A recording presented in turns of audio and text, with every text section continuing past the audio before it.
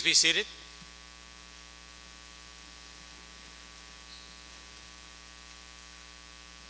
Good morning and welcome to the 2016 Academic Convocation, our annual inauguration of the academic year. University Chaplain, the Reverend Dr. Tamara Gisselman, will offer today's invocation. I invite you to pray with me. O God, our help in ages past, we come before you as a people who claim higher education as a vocation, and we embrace lives dedicated to active learning and scholarship. And if that weren't enough, God, we endeavor to prepare women and men for lives of personal and professional service and leadership. O God, our help in ages past, we claim to be aware of the challenges of living in an international community, and yet we insist on adopting a global view of our programs and vision. So here we are, God, gathered together in one place, shoulder to shoulder, living out our mission. Americans, Brazilians, Syrians, Asians, Saudis, Germans, Iranians, and scores more from around the globe. Republicans, Democrats, Christians, Jews, Muslims, atheists, humanists, black, white, brown, gay, straight, trans, and questioning, O God, our help in ages past. Challenge us to live according to our mission and with a high degree of excellence. Compel our empathetic muscles so that the world might get a glimpse of compassion amidst differences. For now more than ever, the world needs diverse communities like ours to set the bar high for life together. Yet we admit, God, that we need help too, for our microcosm of a world which lives in the heart of Evansville needs help too. We are not a utopia, and we ask for your mercy. Remind us to hold ourselves accountable when our actions do not match our mission. O God, our help in ages past. Challenge us to live as active learners and listeners. Cause us to listen to the booming voices and the still small voices alike. Remind us to pay attention to the gregarious extrovert and the reserved introvert. Most of all, help us to love one another. And when we are challenged to even make eye contact, tap on our hearts, open them up, and set them on fire. O God, our help in ages past. Amen. I invite you now to stand as we sing our university alma mater. The choir will sing through once, and then we can all repeat.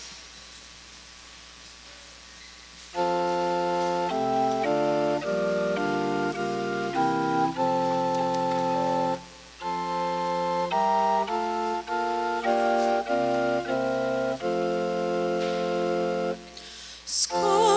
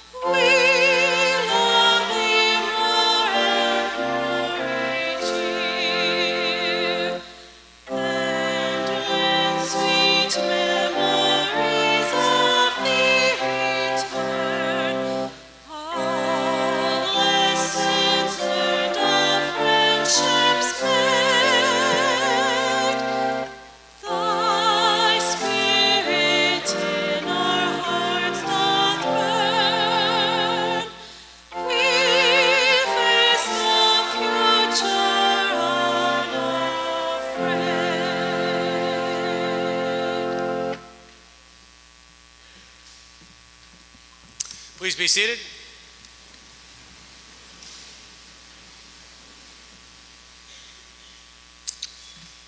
Good morning, and what a spectacular morning it is. It's with great pleasure that I welcome you, our entering class of 2016, to the University of Evansville.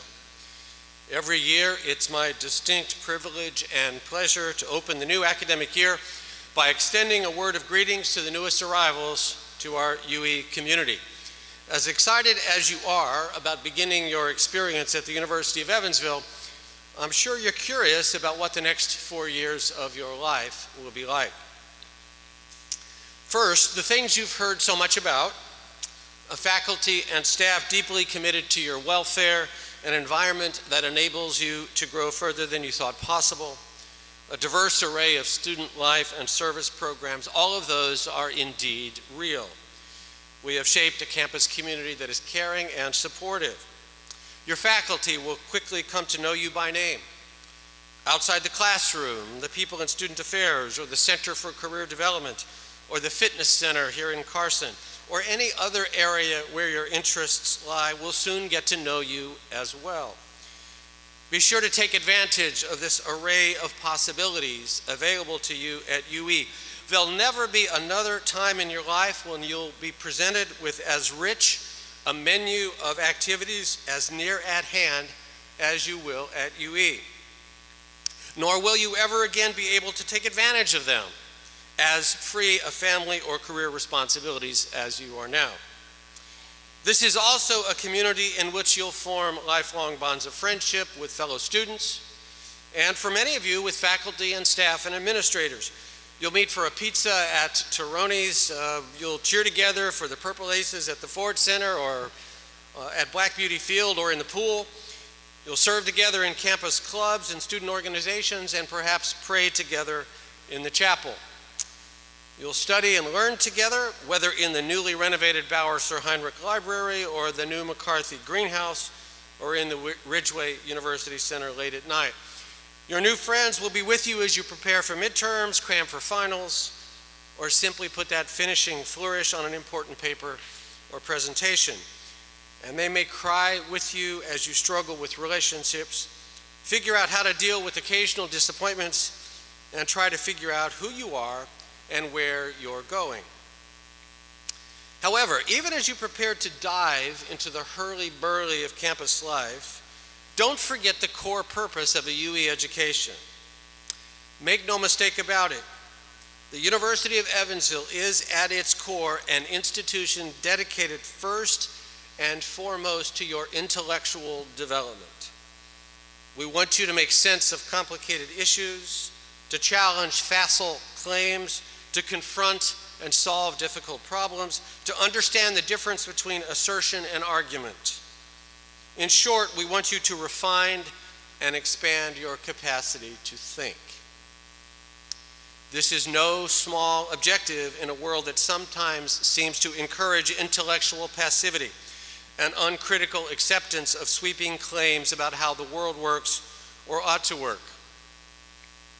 I can think of few times in which such critical ability is more important than this year, with a presidential election, and at the national level, election of the entire House of Representatives and 1/3 of the Senate, not to mention local elections. We're going to be inundated with claims, the majority of which are exaggerated, if not plain false. So you need to cultivate the capability to separate fact from fiction, truth from untruth. And as you learn, I urge you to keep in mind something that Christopher Nelson, the former president of St. John's College in Annapolis, Maryland, has written. Education, he says, goes far beyond worldly success and very far beyond success measured in monetary terms. Your education, if well conducted, will give your life meaning and significance. So what does a well-conducted education look like? Well, to quote further from Nelson, for this 1 4-year period in your life, you have an opportunity to learn what it means to be human, to apply your mind to some of the best thinking art and science have produced. To exercise your imagination in new and unexplored worlds, to develop strength and purpose of will, and to grow passionate toward objects that are truly worthy of love. This is the kind of learning that can lead to happiness. This is why you've made a good choice in coming to the University of Evansville. As an institution grounded in the liberal arts and sciences, we're committed to providing the broad exposure to the world that will enable you to develop the, quote, strength and purpose of will, unquote, that Nelson is talking about. This is a place that offers opportunities for you to develop as a human being, one capable of empathy and understanding and decisive action. But getting there requires a commitment from you to take advantage of these opportunities. Take classes that establish the basis for lifelong learning. Study the arts, language, the natural sciences, and religion, not necessarily in the depth that you would for your major program, but to give you a fundamental understanding of the world around you. Allow me to offer a quick personal anecdote. Many years ago, as a senior at my undergraduate university, a school that's very much like UE, by the way, I was filling out my course registration materials with an eye toward finding an elective course. I was a senior, I had room for an elective. I had fulfilled all of my general education requirements and the requirements for our major, so I had a kind of freebie. I signed up for an Introduction to Sociology course. Why? Because I'll admit, it didn't meet at 8 a.m., it had no prerequisites, and in my relative immaturity, I thought I had earned a break from the rigors of upper-level courses, and probably in the back of my mind, I thought, I can put this on cruise control. Well, as it turned out, the course was a revelation. Everything we talked about in that class connected the things I had been learning for 4 years. I went to the class with the dawning appreciation that this is what education was about. And by that I don't mean that the class was extraordinarily taught. It was very well taught, but I had many classes very well taught. Or that the material was presented any more clearly by the professor than my professors in my other classes. What I mean is that it pushed through the artificial barriers that I had constructed that saw classes, especially those outside my major, as standalone units that bore little relevance to each other. The point, if it's not already clear, had I been narrowly focused on a particular field and simply taken another course in my major, I would have missed what turned out to be the most intellectually exciting experience of my 4 years in college. Is this an argument for taking Introduction to Sociology? My apologies to our fine faculty in sociology, but the answer is no. This is an argument that you should take responsibility for fulfilling the promise of the liberal arts and sciences. Reach beyond your safety zone. Stretch your appetites for different subjects. Heck, take a class at 8:30 just because it looks interesting. You have an amazing menu of terrific courses presented to you each semester. When the opportunity arises, as it almost certainly will, pick from that menu. You'll be happier in the profound sense of happiness that Christopher Nelson describes if you do so. In the coming weeks and months, I'll be looking for you in the Melvin Peterson Art Gallery for a student art show, or at the International Food Festival, or at a History Department FIDIC lecture, or at a demonstration of another gee-whiz firefighting robot or concrete canoe or high mileage vehicle built by our engineering students. As you enjoy those rich experiences, and by all means do take advantage of them, remember that college is, in the end, about learning. That's why you're here. That's why we're here. And that's why you'll be transformed by this experience. Now I'd like to introduce Dr. Shane Davidson, our Vice President for Enrollment Services. Dr. Davidson will lead you through the next step as you become part of the UE family.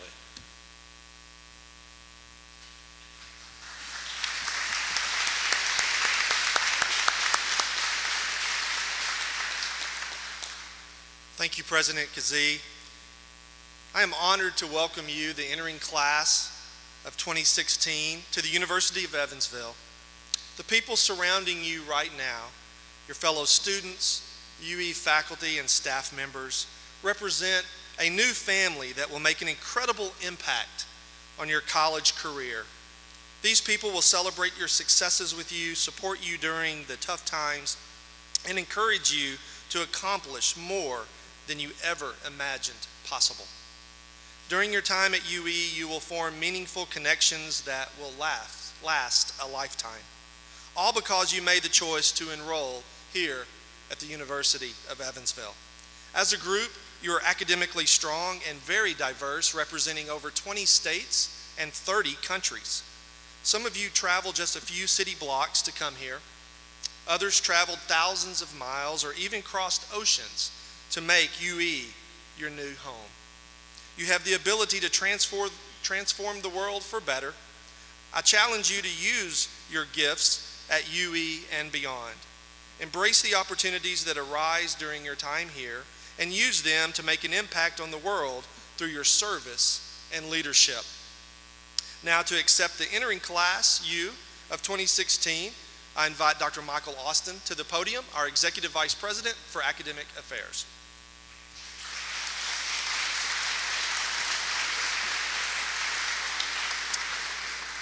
Thank you very much, Dr. Davidson. Thank you, Dr. Kazee. It is my pleasure on behalf of the faculty to welcome you all into the realm of academia. It's a world of lofty expressions, funny hats, and many, many traditions that you will participate in beginning today. As you leave the convocation, you will walk between two rows of faculty. This is a symbolic walk. It signifies the faculty who are welcoming you to our close-knit community of scholars. These are the people who have dedicated themselves to helping you learn, to teaching you, mentoring you, challenging you, supporting you. They will lead you in exploring great ideas, timeless themes, significant questions, and multiple perspectives. Greet them as you enjoy this rite of passage. When you graduate from UE, you will again walk between two rows of faculty. Then, the walk will symbolize the faculty wishing you well as you leave UE, prepared to succeed both personally and professionally, and to make an impact on the world. As you leave today, you will receive an academic planner as a gift from the university.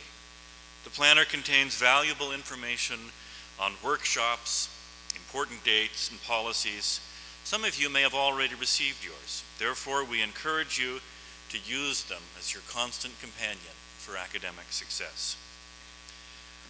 I would like to share with you another tradition at the University of Evansville. It's a tradition of integrity and honesty. Please turn to the Academic Honors Code, which is printed in your program.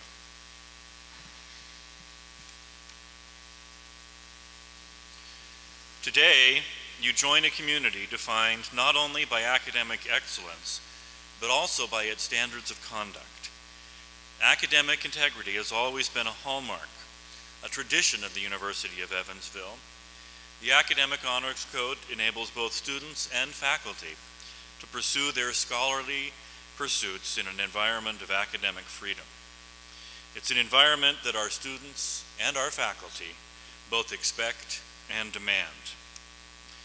In honoring this commitment to academic integrity, will the UE class of 2016 please stand and join me in reading aloud the words of the Honors Code.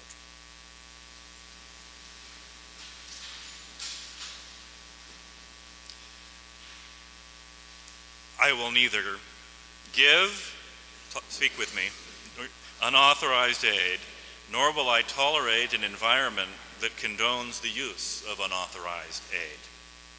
You can be seated. Now it is my pleasure to introduce our convocation speaker, Dr. Mark Valenzuela. Dr. Valenzuela earned his Bachelor's of Science in Mechanical Engineering at Vanderbilt University and his doctorate from Cornell University. Dr. Mark, as his students call him, joined the UE faculty in 1999 as an assistant professor of civil engineering. In 2005, he was promoted to associate professor and received tenure. He serves as an advisor to his students, but has been known to offer counsel in academic matters, career guidance, and personal developmental issues. Under his leadership, the university entered its first regional concrete canoe competition in 2001, and by 2005, the team was competing at the national level. Twice, UE hosted the regional competition on campus, and we are distinguished as the smallest university to ever host the national competition. His contributions to UE are many. In addition to teaching engineering classes, he also teaches first-year seminar and general education classes, has spent 3 semesters teaching at Harlexton, and become an expert in the history of the manor and its grounds. The Alumni Association has recognized Dr. Valenzuela with the Outstanding Teacher Award in 2003 and in 2013. He is the only member of our faculty to receive this honor twice. Most recently and significantly, Dr. Valenzuela has been fully immersed in leading the campus-wide reaccreditation effort for the Higher Learning Commission.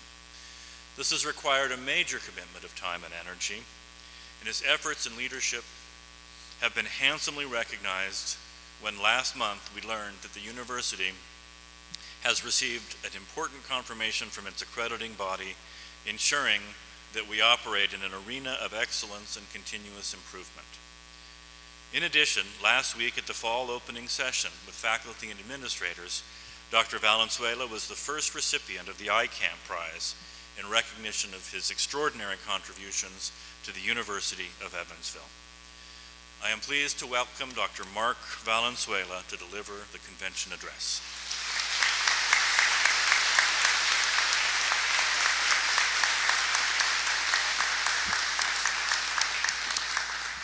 Thank you, Dr. Austin, for that kind introduction. And to Dr. Austin's welcome, I'd like to add my own welcome to the entering class of 2016. Good morning and welcome. The professors and I are eager to meet you immediately after convocation and to get to know you in the coming weeks and months ahead as we meet in classes, in our offices, during office hours, and in advising sessions, and all across campus.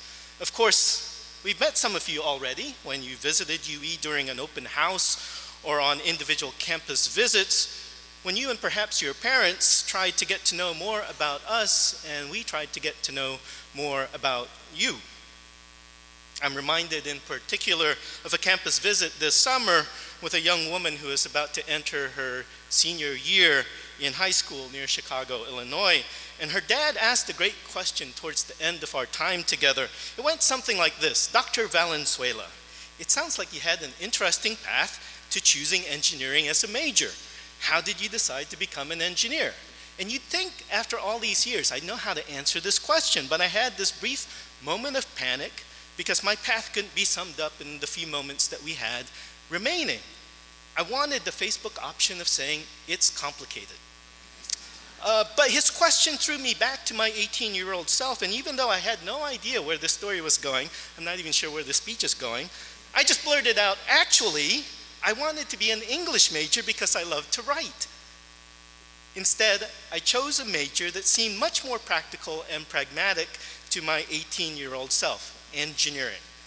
And it helped that the math came easy to me, but as I tried to explain, I consider myself a zero-generation immigrant, born in the Philippines and brought to the US by my parents when I was 5 years old, along with my 2 older brothers. I hesitated continuing on because I wasn't sure if the dad and the daughter would get the connection between being an immigrant and choosing a practical major like engineering.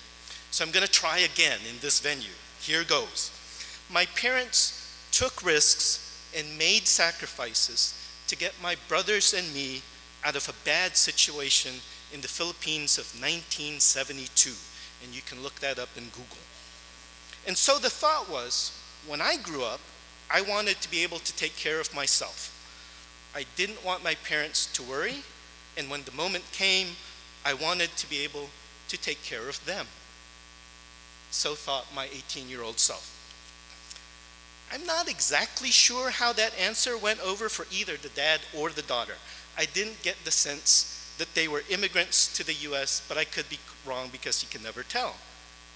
And I was afraid, as I am with any new encounter just like this, that I missed an opportunity to make a connection with them.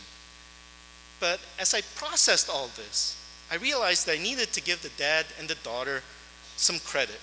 Because what I've come to realize, especially as I think about this moment for you who are freshmen, is that we are all immigrants. We are all immigrants. Some of us have held actual passports in hand and felt our hearts pounding when we come up to the front of the line at border control because our fate is in the hands of a government official and we don't feel entitled to come and go as we please. Yet even if you have never had to face that kind of wall, both physical, metaphysical, or metaphorical, haven't we all looked for and found places where we wanted to belong? Places where we could be free to pursue our dreams, build upon our hopes, work hard, and make our mark. We're even willing to submit ourselves to personal questions, to tests, to auditions, and to tryouts, to show we meet whatever standards are set, because the opportunities are worth the effort and the sacrifice and the risk. But you all have made it. You've been welcomed in, and you're crossing the threshold of hope. And my hope is that your time at UE isn't spent like a tourist. Someone just passing through, thank you very much, here to take your selfie, eat at McDonald's, buy some purple souvenirs, smirk at the quaint and backwards customs of a place like our funny hats, and then expect your passport to be stamped as if you were a true world traveler. But you're already on your way to becoming a citizen of this, let's call it the Purple Nation. When we moved to the US, I started first grade at St. Thomas More Catholic School in Decatur, Georgia. And the very first thing my homeroom teacher taught me was how to say the Pledge of Allegiance. I still remember this day. It's like the first day of school. I was 6 years old. The nun, I just remembered her name, Sister Susan. She towered over me, as nuns do. I was 6. After being made to wait 34 years, that's right, 34 years, I was finally able to recite the Pledge of Allegiance as a citizen of the United States at a swearing-in ceremony, along with a room full of other newly naturalized citizens. And by then, I had a much better appreciation for that pledge, and I say it with gusto every chance I get. In fact, every time I see this flag, I just want to turn to it. So you see, you're already on your way, pledging to uphold the UE Honor Code, and may you grow to fully understand and appreciate the value that we place on honesty, on truth, and on your word as your bond. And my hope is that as a true citizen of this Purple Nation, you integrate the best that UE has to offer and allow yourself to be transformed while holding fast to your best and truest self. What I have found as an immigrant is that it is not always either or, but most of the time it can be both and. I don't have to be either Filipino or American, but I can be both Filipino and American. In fact, I can be a Filipino and an American who wears a kilt and plays the bagpipes. To integrate, to be transformed, and then to add to the rich legacy and bright future of this place by being your best and truest self. That's the hope that we see in you. We are all immigrants. And the process of integration and transformation into a citizen takes time. Maybe it shouldn't take 34 years, but it takes time. And time is a funny concept across different cultures and even different generations. There's a problematic, problematic concept known as Filipino time. And I'm told you can find this phenomenon in other cultures. Say you want to invite people over to dinner, and you tell them, hey, we're going to eat at 6 p.m. If it's Filipino time, the dinner might start at 8 p.m. More likely, it will start at 10 p.m. Guests might not come until the next day. Okay, but they're always welcome, right? Now, the thing is, my mom actually hates this concept. She's a Filipina. but of course she was taught by German nuns in the 50s and 60s back in the day. And I just recently found out there's this concept known as UE time. Let's not even, okay? No. The concept of time I'm thinking about that's part of our academic culture actually helps in that process of integration and transformation. So say you spend an hour in lecture, an hour that's actually 50 minutes, and made shorter by students who start to close their books in their minds at about the 45-minute mark. But say you're engaged for 50 minutes, and you're going to have lots of faculty who will engage you for 50 minutes. We expect that you will spend 2 hours on your own for every hour that you spend in lecture. So if you're taking 5 classes, we're expecting that each week you spend about 45 hours devoted to study, problem solving, reading, reflection, questioning, and searching for answers. Not paying for answers, by the way, but searching for answers. And that's a full-time job, and sometimes we expect overtime. But focused attention away from distraction leads to that transformation. I've seen it with the concrete canoe team. They were traveling to Reno, Nevada to compete in the 2012 National Concrete Canoe Competition, one of only 22 schools in the US and Canada to be invited. And it's a long drive from Evansville, Indiana to Reno, Nevada. And about a dozen students went and had a great adventure. They stopped off to play disc golf every chance they got. They got to experience new food. We even claimed to have paddled the first concrete canoe on Lake Tahoe. But more importantly, they had time to think and plan for the following year. They came up with the idea of using dimples on a canoe as you would do on a golf ball. And you can actually see this on Cook Center right outside of my office. And they followed through the next year and got invited back to the 2013 national competition, placed into the top 10, and even won a National Innovation Award for the idea of using dimples. In part because they used those 30 hours driving away from distractions, on the road, from Evansville to Nebraska, to Wyoming, to Utah, to Nevada, thinking, dreaming, asking questions, and planning. We are all immigrants on the road, crossing borders, being transformed when we learn to respect different and new values that we encounter on the frontier. One of my favorite movies of all time, and this is maybe too much information, is The Devil Wears Prada.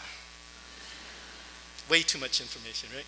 So largely because Meryl Streep is brilliant and deliciously sadistic in it, right? For those of you who don't know the movie, go get it on Netflix.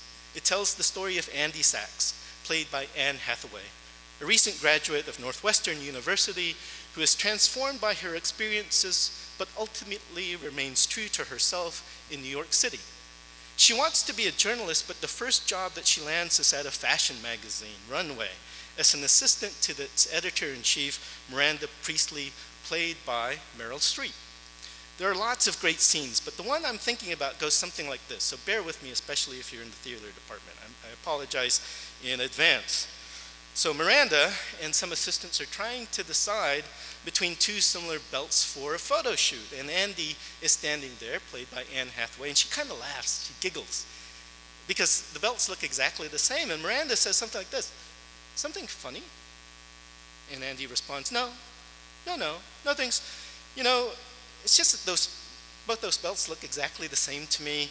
I'm still learning about all this stuff, and this stuff, Miranda says, "Oh, okay, I see. You think this has nothing to do with you. You go to your closet and you select, I don't know, that lumpy blue sweater, for instance, because you're trying to tell the world that you take yourself too seriously to care what you put on your back. But what you don't know is that that sweater is not just blue, it's not turquoise, it's not lapis, it's actually cerulean. You're also blithely unaware of the fact that in 2002, Oscar de la Renta did a collection of cerulean gowns. And then I think it was Yves Saint Laurent, wasn't it, who showed cerulean military jackets? And then cerulean quickly showed up in the collections of 8 different designers. And then it filtered down through the department stores and then trickled on down into some tragic casual corner where you no doubt fished it out of some clearance bin. However, that blue represents millions of dollars and countless jobs, and it's sort of comical how you think that you've made a choice that exempts you from the fashion industry when in fact, you're wearing the sweater that was selected for you by the people in this room from a pile of stuff. I heart Meryl Streep. Before that, and apparently there are other Meryl Streep. She was nominated for an Oscar for that, by the way.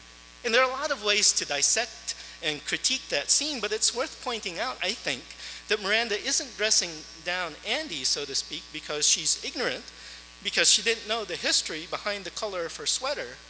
Ignorance we can fix. I think it was Robert Heinlein who said, ignorance is curable, stupid is forever. It's the attitude. From my perspective, Miranda is reading Andy because she doesn't appreciate or respect the history, the subtlety, the nuance, and the precision of a culture that has taken her in, and in the words of the movie, has given her the dream job that 1 million girls would die for. For those of you who have chosen a major, you'll probably find it easier to pay attention and to take seriously the classes in your major taught by people who are who you want to become.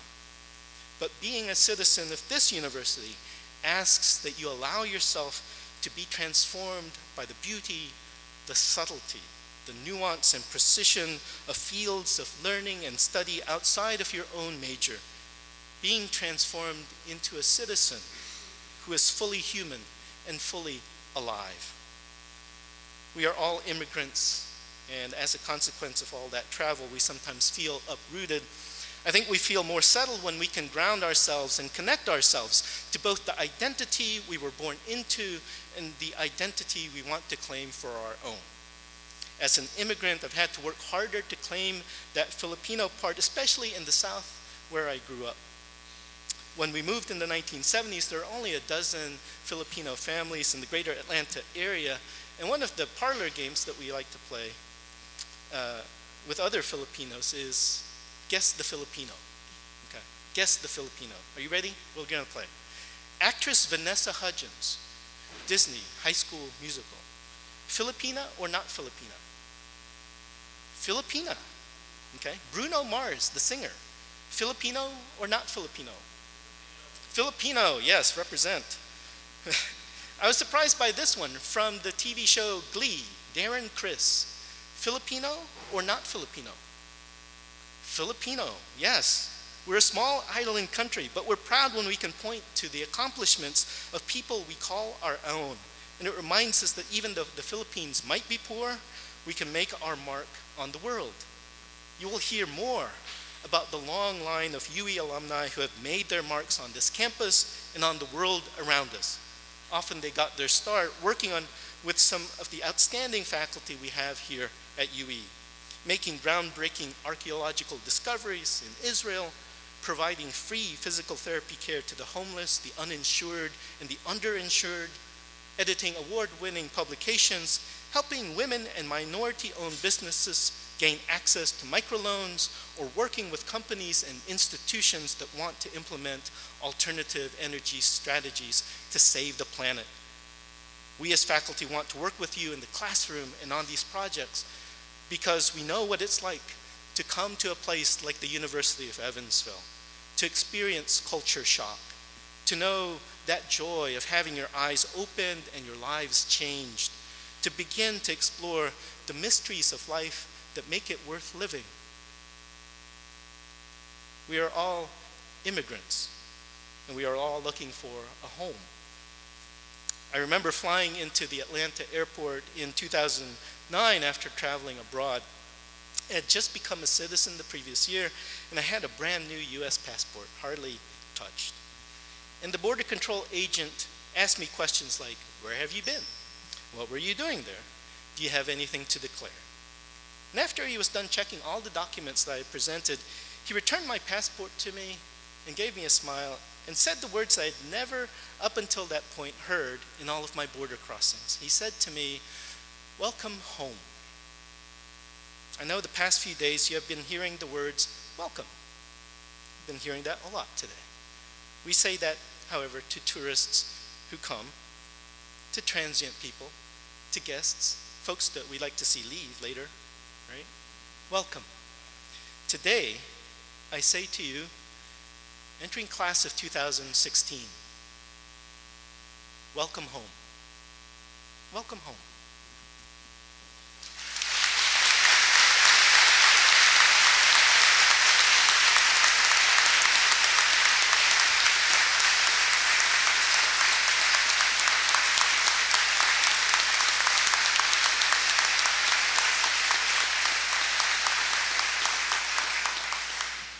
Good morning.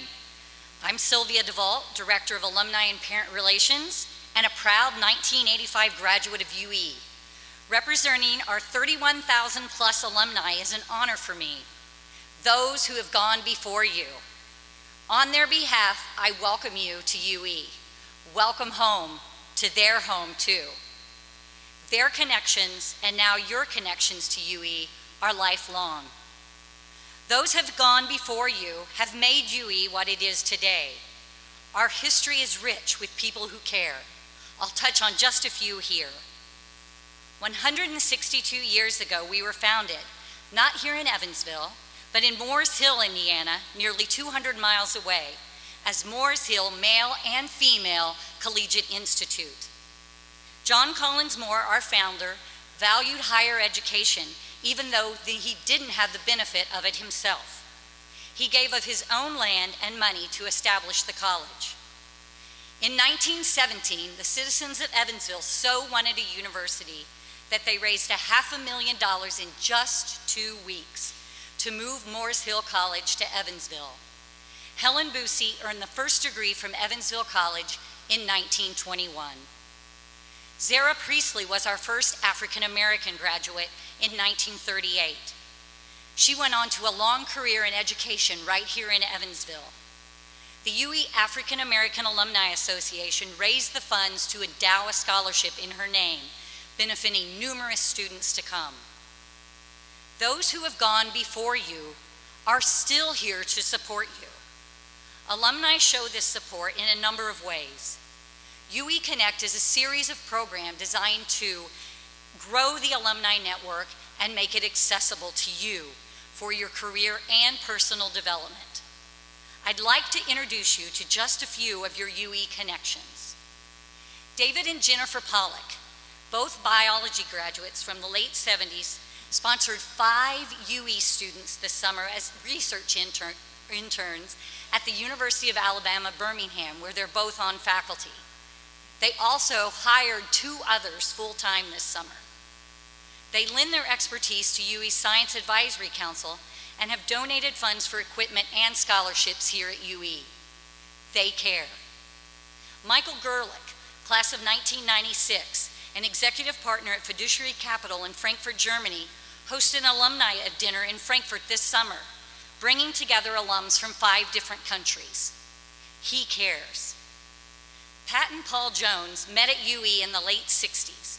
Paul retired as chief executive at A.O. Smith, a company that makes water heaters and is probably responsible for our showers, comfortable showers this morning. He now serves on UE's Board of Trustees. You might notice their names in the lobby of the newly renovated library. It's because of a gift from them that these renovations were made possible. They care. Lynn Parham, a theater grad from 1998, produces and stars in her own television show on the USA Network, which is hilarious, by the way, if you get a chance to watch. Yet she finds time to mentor UE students. She cares. The keychain you find on your seat is a gift as a part of UE Connect. We care. Sure, we don't want you to lose your keys, but also we want you to hang on to that until graduation, when you receive a special UE Connect keychain. Until then, create many connections of your own. Establish strong relationships with your classmates, faculty, and alumni, all folks who care about you and your success. I wish for you a challenging, rewarding, and enjoyable academic career, and look forward to welcoming you as members of the University of Evansville Alumni Association in 2020.